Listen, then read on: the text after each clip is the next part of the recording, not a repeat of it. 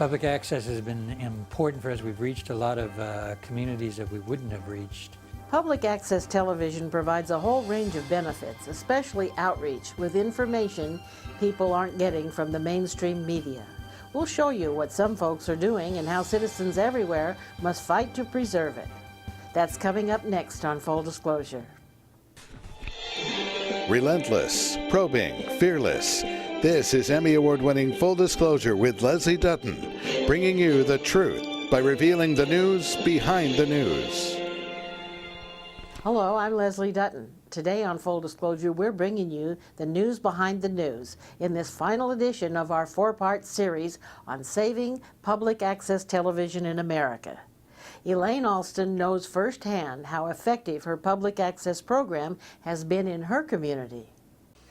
I know that in the D.C. metropolitan area, that show, my show, Dreams, have reached over 300,000 people. I have gotten so many wonderful feedback about the show. So many parents have called. So many young people have talked to their grandparents and grandmothers about coming on the show. And it's really exciting. Dreams are becoming a reality for our young people. Steve Krieger, who worked for years in the public access television studio, knows that public benefit programs were the norm in his daily job. We had many shows like that. Off the top of my head, I can think of, for example, Heal the Bay may come in and do a lot of things about keeping the ocean waters right here in Santa Monica and along the coast here in LA clean and pollution-free. And people that were committed to, many things that affected the local community. Producer James Cavendish appreciates the resource public access provides him as a political forum to refute differing ideologies. The public access gives me the ability here to express that view without the worry of political correctness or you gonna offend someone. Vin DeBona, the creator and executive producer of America's Funniest Home Videos, rebuts the claim that the internet can fill the vacuum left by the demise of public access television.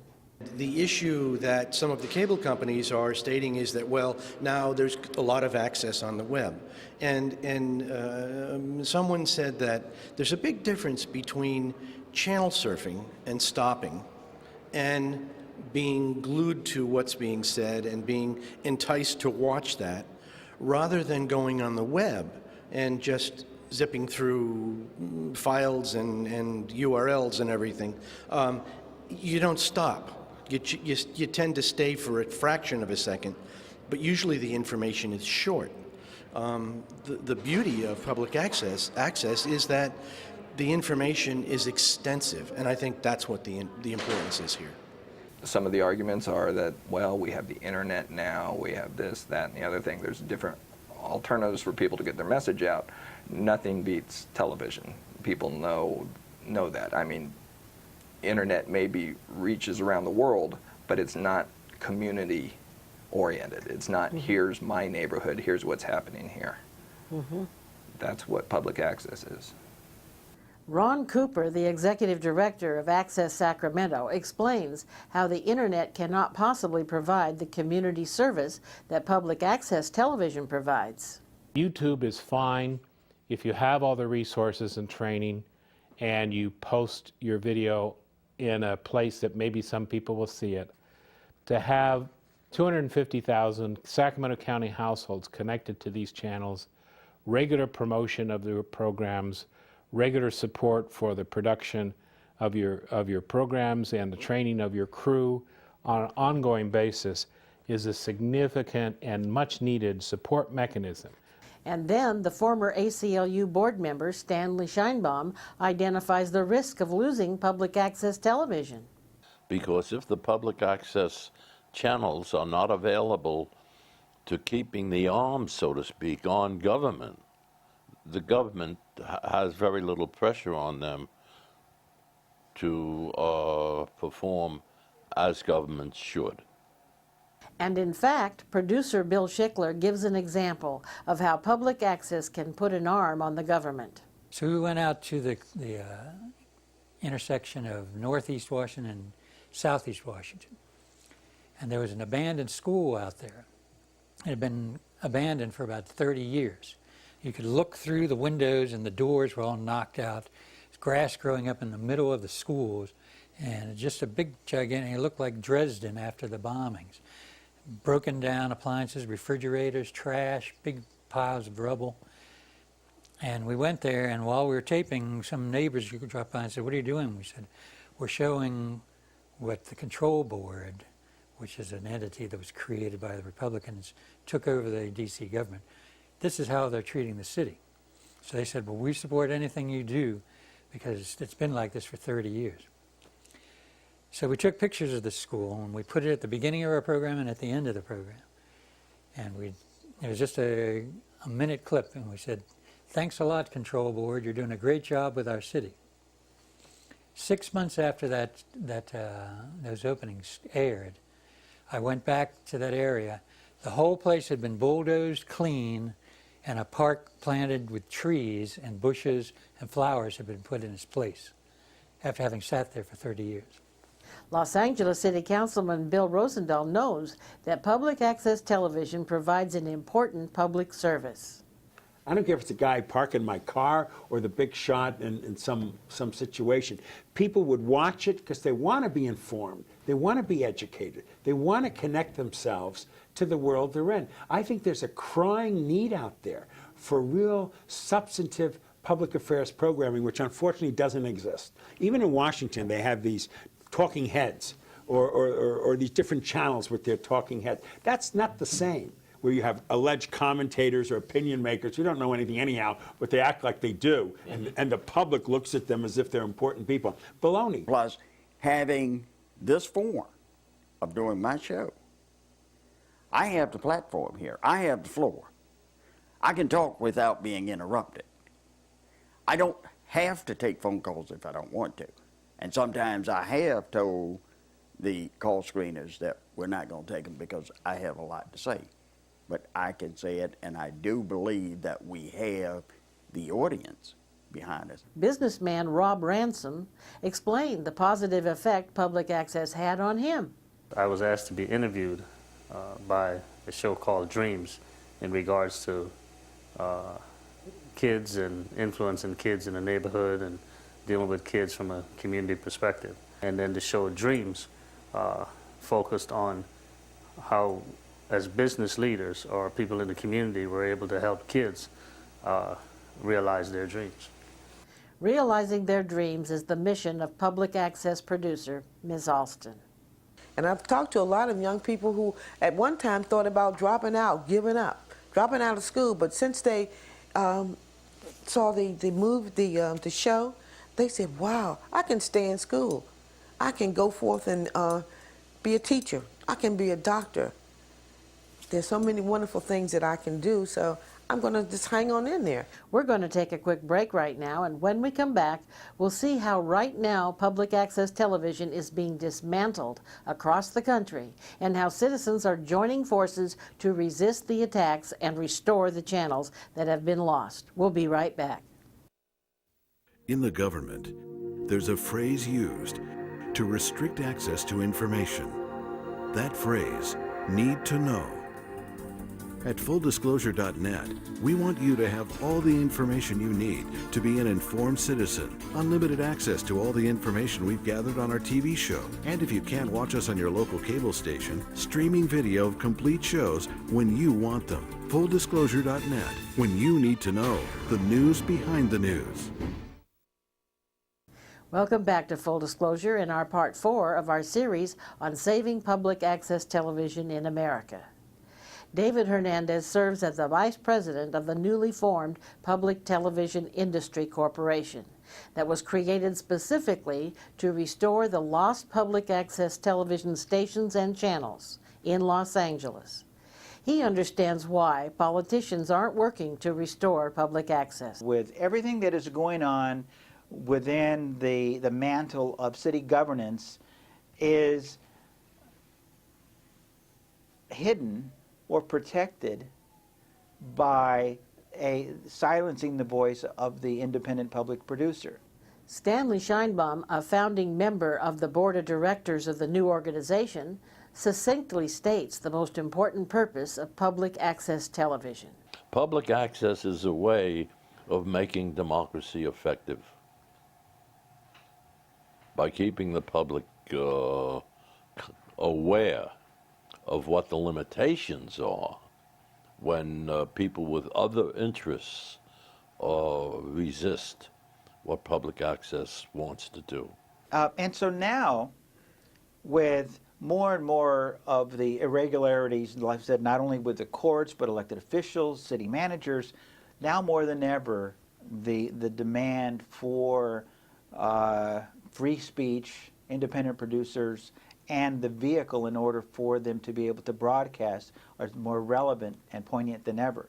Patsy Robles has been fighting her city council in San Antonio, Texas, with little to show for her efforts. So basically, we don't have a studio. We have been lobbying the city council every year that we want a studio like what we had. Our estimate has been to build a studio or take an existing building that the city may already own and convert it into a studio would cost in the area of $10 million. Now that sounds like a lot of money, but the 1% franchise that is being collected on a perpetual basis by quarter is at least $450,000 a quarter and maybe as much as $500,000 a quarter. The city will not tell us, has not been willing to tell us how much money they're receiving each quarter towards PEG, nor have they told us or want to tell us how they have been spending the money. Producer Robert Sharetta wants citizens to get more involved in the struggle to provide and maintain public access television. So I think it's very important for people who really complain, oh, there aren't enough alternative voices out there, there's only, talk radio on the right or liberal, media on the left. If you really are serious about complaining about that issue, you want to see as many public access voices as possible, and especially young, I shouldn't just say young as well as medium and older age individuals coming forth with ideas of their own. Public access provides that. It's vital that we keep it alive. He challenges more people to get involved with public access to assure that politicians aren't taking advantage of the public. We need more producers willing to put their guts on the line and uncover a lot of the problems that occur. What you have in a case like Time Warner closing down those stations in California, Time Warner and the local governments work hand in hand too closely together, and you have to wonder, are they shutting down voices of dissent that criticize what the media companies are up to, that criticize what the local governments are up to? I worry that when we're seeing closures of public access stations, it's really just another effort, especially by local governments, to shut down dissent and criticism of what they're doing and what their activities are. We organized, when I say we, it's the producers in San Antonio, and we headed down to City Hall to city council meetings and lobbied, and it took about 7 months, and the channel that we had was put back on the air in July of 2006. So about 7 months passed, actually about 7.5 months passed before the channel was placed back on the air. So citizens can have an effect. Public access television has the power to motivate, activate, and inspire. I don't think that it should be interfered with because it is a medium in which the ordinary person can express their viewpoint. And one of the foundations in which our country was built was that freedom of speech. That's why you have the First Amendment, freedom of speech, at the top. The First Amendment, freedom of speech. Not everybody, if you limit it to just the commercial and high-priced medium outlet, the ordinary person couldn't get their views out. And you're going to have people that would dominate that media. Well, they can't with the public access. The issue for people to rally around is money. There are big fees being paid by the cable and telecom companies, specifically to the cities, to underwrite public access television. But the city officials are stubbornly resisting allowing that money that is being held in a public trust fund to be applied to its lawful intended use. I do feel that the money that's being received perpetually by the city every quarter, you know, based on the franchise fees collected from the cable customers, should be used equitably across the board, maybe divided up according to how many hours of programming there are, and that's not what is happening right now. And every year we're having to have the same battle to try to get the city to agree to go ahead and get started, build a studio, and the pushback that we get is that, well, there's no operating funds because the state cable franchising bill does not provide for operating funds. The city has to do that. So it becomes a big political battle.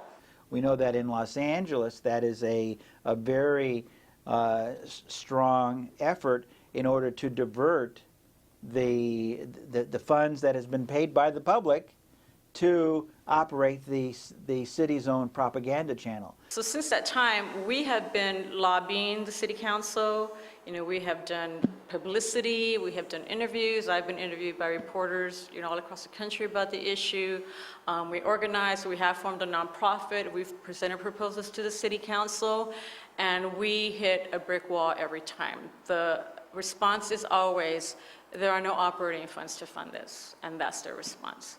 Providing public access television is good business, as Mr. Ransom points out. Community organizations need the free public access to highlight their efforts on behalf of residents. From a community's perspective, I think there ought to be some channels that are left available so that the community can get exposure for the things that it's doing.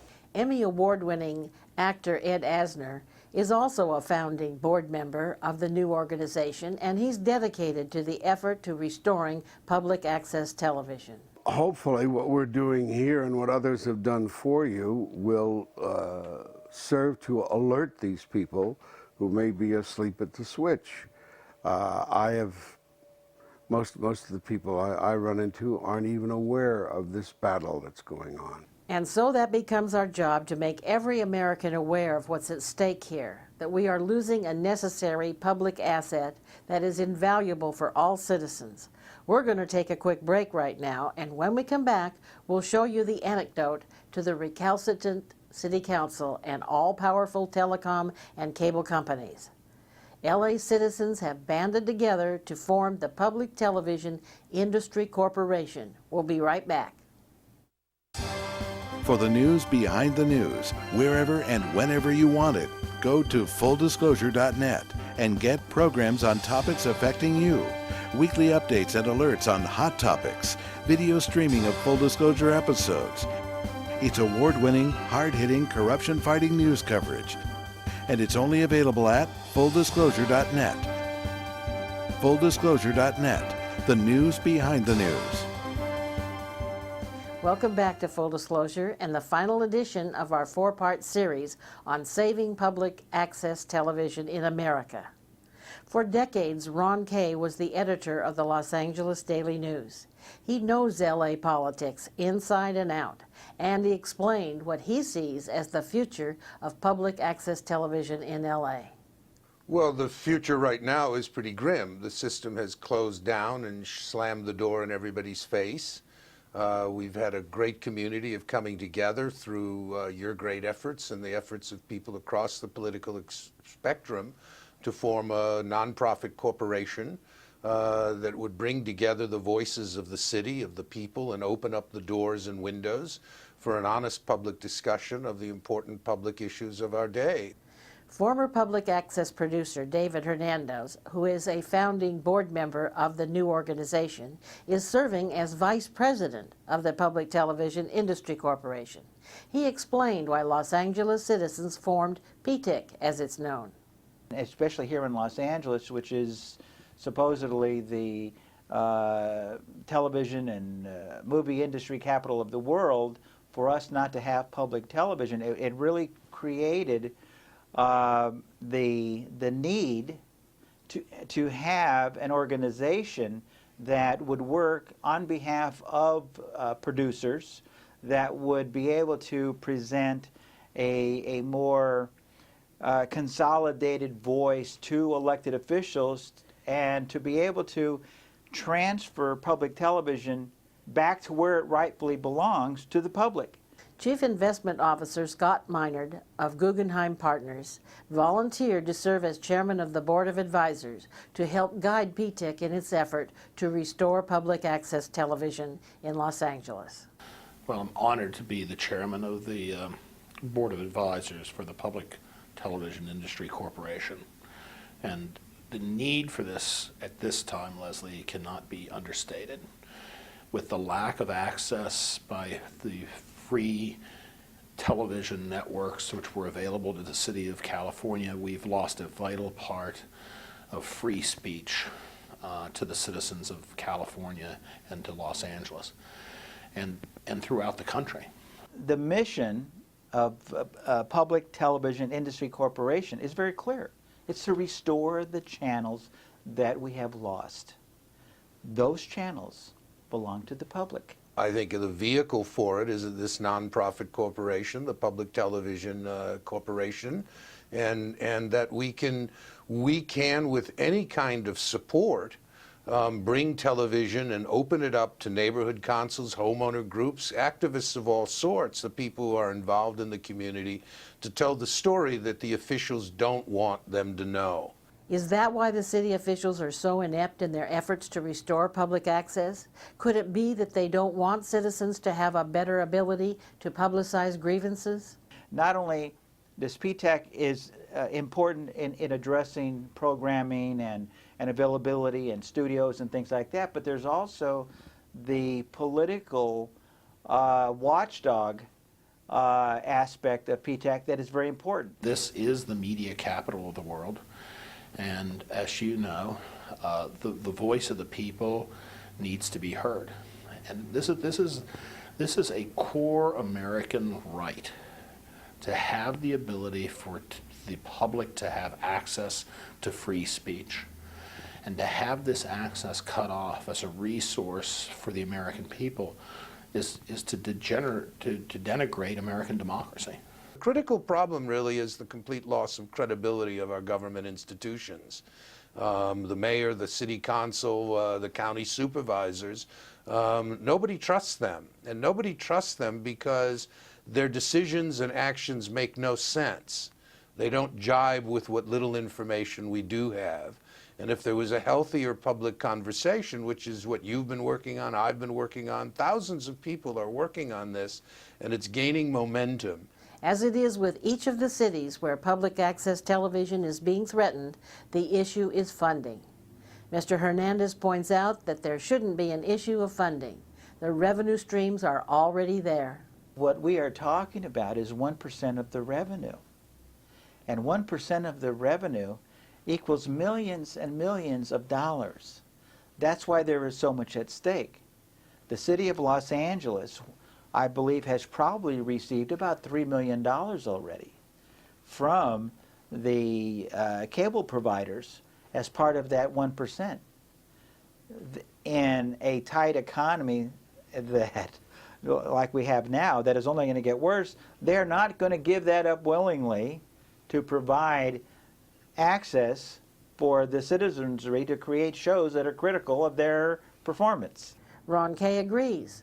The government officials, while blaming state law and wringing their hands and looking helpless, are circling the wagons to protect themselves. What we're seeing really in government is a closing of the doors, and not just on television, but on documents, on records. We live in the 21st century where everything could be put up, and yet we're getting less and less, more difficulty getting Public Records Act requests answered, particularly from agencies like the DWP.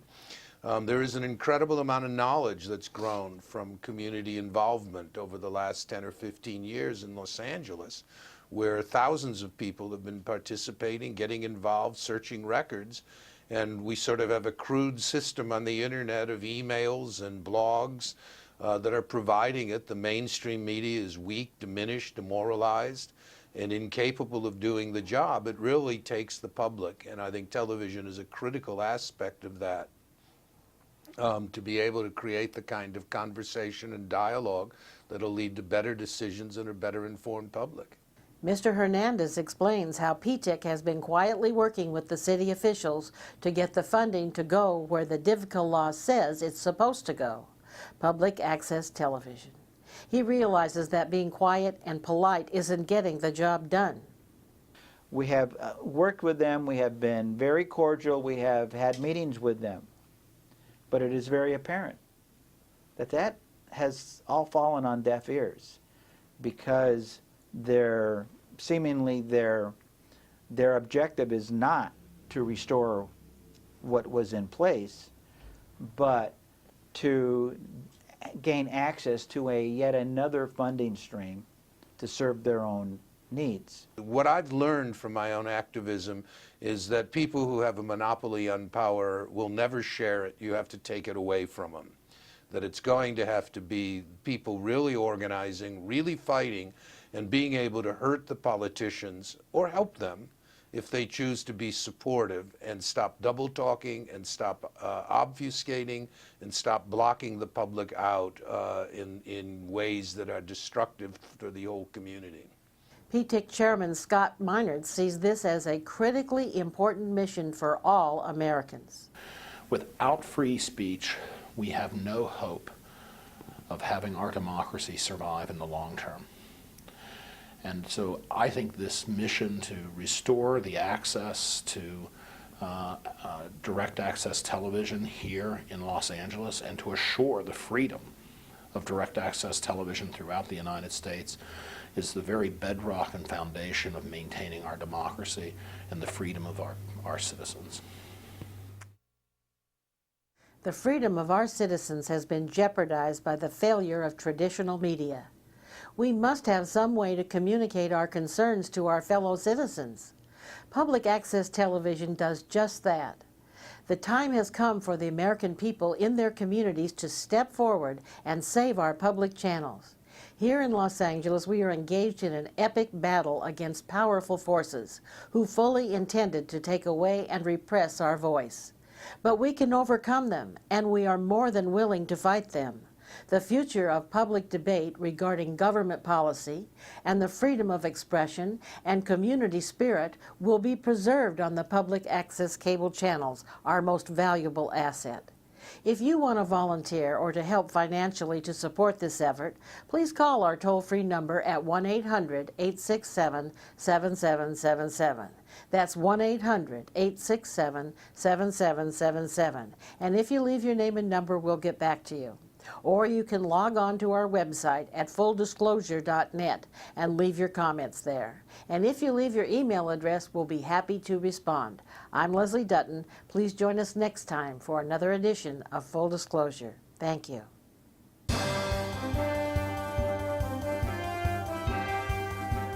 To respond to this question or comment on this program, please call 800-867-7777 or visit fulldisclosure.net. Transcripts or DVD copies of this program are also available on our website. Full Disclosure, the news behind the news.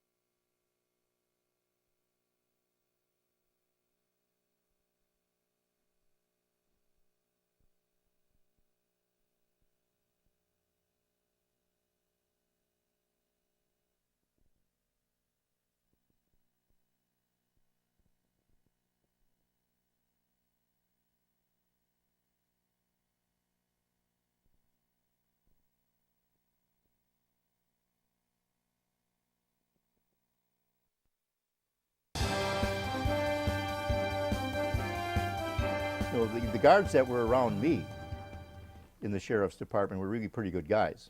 In fact, they were very much supportive of my position. What happens when you accuse an LA Superior Court judge of taking illegal payments? You go to jail with no trial and no sentence, potentially for the rest of your life. But in spite of everything Judge David Yaffe threw at him, Dr. Richard I. Fine won his freedom. You'll hear this extraordinary tale of struggle, survival, and eventual victory next on Full Disclosure. Relentless, probing, fearless. This is Emmy Award-winning Full Disclosure with Leslie Dutton, bringing you the truth by revealing the news behind the news. Hello, I'm Leslie Dutton. Today on Full Disclosure, we're bringing you the news behind the news in this part one of our two-part home interview with Dr. Richard I. Fine. Because he confronted Los Angeles Superior Court Judge David Yaffe and refused to back down on principle, Dr. Fine suffered the last 18 months of his life in the Los Angeles County Men's Central Jail in solitary coercive confinement. We asked him how he was treated by his jailers. The actual deputies themselves that I interacted with were very, very good.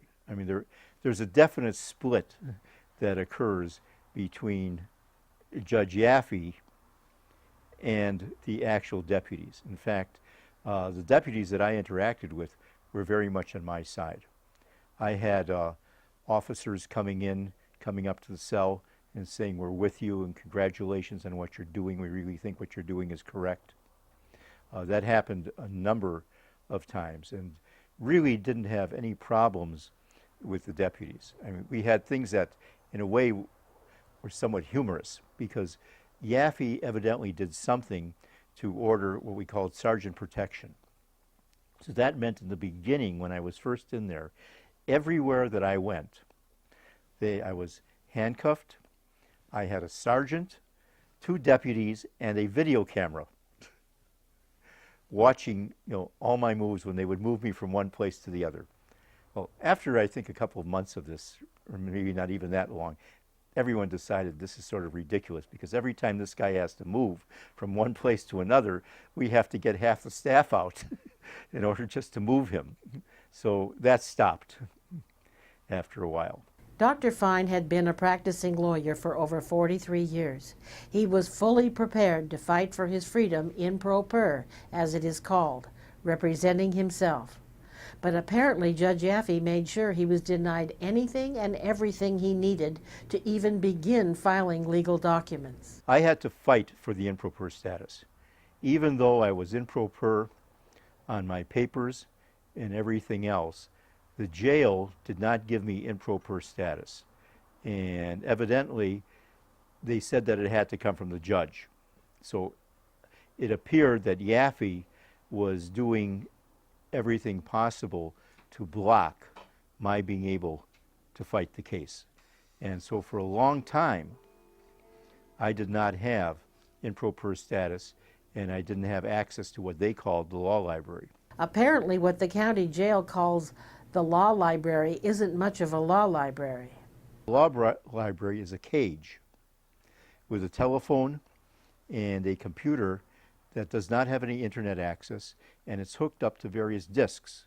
And the disks will tell you all the Supreme Court cases, it'll tell you other things, and there's a handbook on how to do a writ of habeas corpus.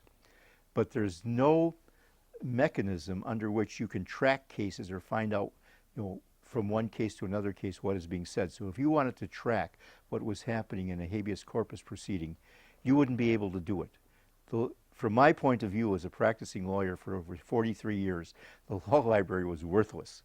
I mean, I went there twice. I determined what it was worth, and I never bothered to waste my time at it again because you couldn't use it. And any person who really would think that they could go in there and be an in pro per in the jail and really use that law library, as they call it, to go in and prepare a case, they're kidding themselves. You just can't do it. Finally, even the jail staff became sympathetic to Dr. Fine's plight. The individual deputies and the individual people were actually, very, very nice. Guards would come up to me, and I I'm reading about you on Full Disclosure, or I'm reading about you on the net, or something else in this order. So this was, I can't say it was a big thing, but it was a pretty well-known thing, you know, that I was in there and people were following it. In fact, the first pencil that I got was given to me by, I believe, either the captain or the lieutenant. When he heard that I had been deprived of pencils and paper and everything, he actually gave me the pencil. He reached in his pocket and said, "This is ridiculous. Here, have a pencil, for God's sakes." Armed with pencil and paper, Dr. Fine began mobilizing his resources. We made some phone calls, and we ended up having what we call runners. That's what they call them in the jail. I may use some jail terminology. I learned a whole new vocabulary in the last 18 months. But the people that actually help you file your papers are called runners. So you can get what is known as an attorney visit by either an attorney representing you, if you have an attorney, or by your runner. And so what we were able to arrange, thanks to one of the captains, is that we were able to arrange to have 3 people be designated as runners. And those people would come into the attorney window. And I would, any piece of paper that I produced in my cell, I would give out through the attorney window to them, then they would take it out for typing. And if anything came in, it would come in through the attorney window. So that's what really helped me out. And that's the way I was able to function. Without that, I would have actually had to have gone in and taken all of my handwritten papers and sent them out in the mail through the jail. Did you have a computer that you could type these up on and then give them to the runners? No, I had nothing.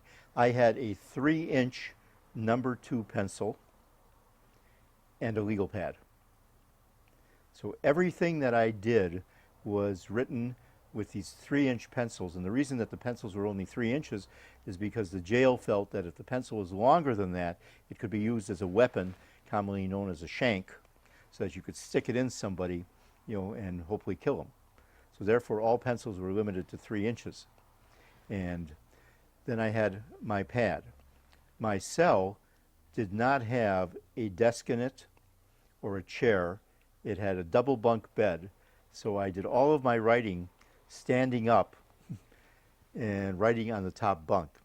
At times I thought of an analogy, but it really doesn't it doesn't play out, but it's somewhat true. Winston Churchill did all of his writing standing up, and he had a lectern that he used to write on. The analogy existed as I had a double bunk, and I did all of my writing standing up with the 3-inch pencil. Dr. Fine was able to keep a positive attitude, not only about his plight and his meager resources, but also about his dilapidated environment. And because the building was so old, parts of the building would freeze, and the other parts of the building were overly heated. My cell had a very good location. I had a double bunk and everything else. So I elected to live through the freezing and the normal rather than moving the cell, because the other offerings were the cell on the other side of me, the toilet kept breaking, and on one side of me, on the other side, it kept overflowing. So my cell was pretty good as far as that was concerned. I was basically in good shape. We're going to take a quick break right now, and when we come back, Dr. Fine will describe how he turned adversity into victory. It's an inspiring story you won't want to miss. We'll be right back. In the government, there's a phrase used to restrict access to information. That phrase, need to know.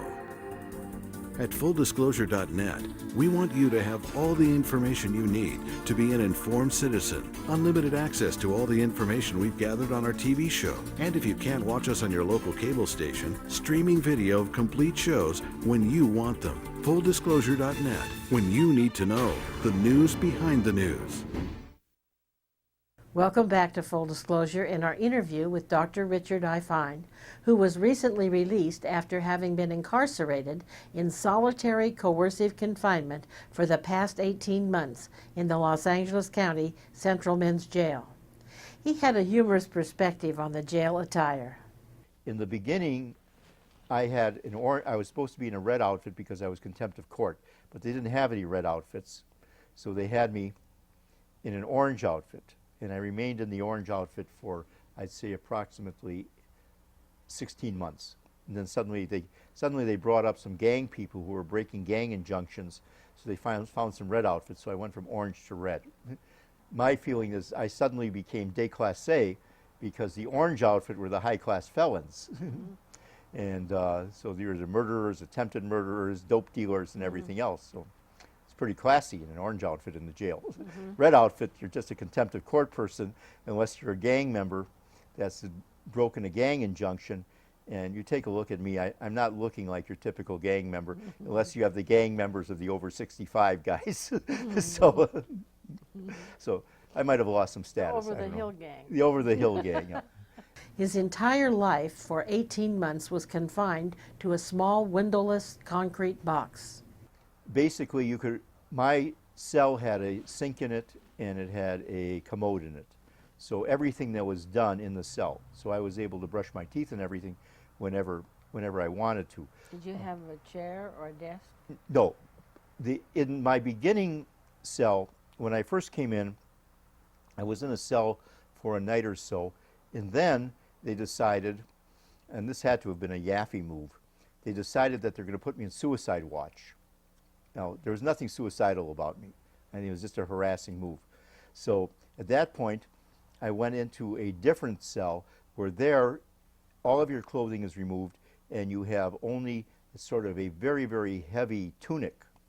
The thing is like made out of lead. And you wear that, and I was in there for a couple of weeks, no shower, no nothing, no utensils to eat, small cell, maybe 6.5 feet by 8 feet by 8 feet high. It had a little window in it. And I didn't have a shower there for 2.5 weeks. Finally, they decided that obviously I was not a suicide risk. So I was out of there, and then I came in to the next cell, and the next cell had, actually the next cell had a desk and a chair in it. They were connected together, and it had a bunk and everything. And I was in that cell for maybe a couple of weeks or so, and then they decided to, but that cell didn't have a telephone in it. So then they shifted me to the final cell that I was in that didn't have a desk or a chair, but it did have a telephone. And believe me, I was very willing to sacrifice the desk or the chair for the telephone, because having the telephone was something that allowed me to communicate with the outside and to get the briefs done and everything else. Otherwise, I would only be allowed to use the telephone for maybe an hour a day or something else in this order. I would have never been able to have written my briefs or have been able to done the petitions or anything else. And there were only 3 or 4 cells on the row of cells that I was in that actually had telephones in them.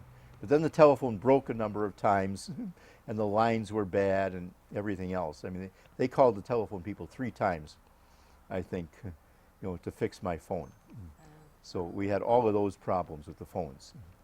And so, without a proper library, no internet access to identify legal precedents or similar court decisions, the most important legal resource he had to fight his case was his own memory. How did you know where to start? Well, the starting point is 43 years of experience. The second thing is that